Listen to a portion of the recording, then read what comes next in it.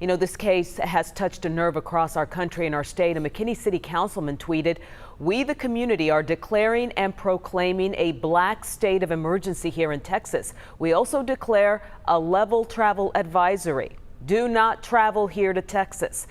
Jobin Paniker is live tonight. Jobin, that council member is standing by his statement.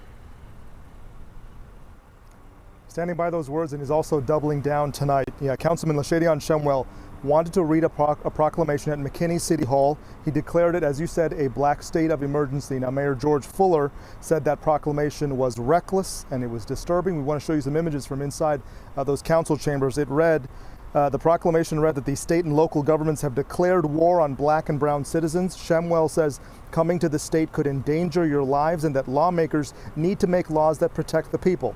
Mayor George Fuller calls that narrative dangerous. He refused to read that proclamation. He says while he believes Atatiana Jefferson and Botham Jean's deaths are absolutely wrong, this proclamation is the wrong way to go about it.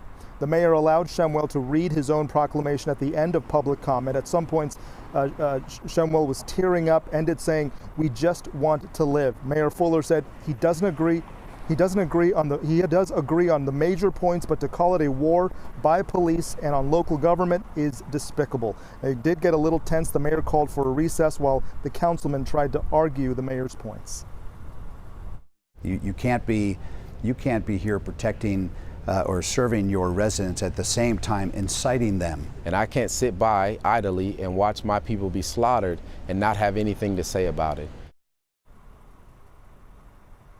The Councilman Shemwell wants to stress his proclamation is not a call for war on police. The mayor tells us the councilman has to decide, does he want to be an activist or a councilman? You cannot be both.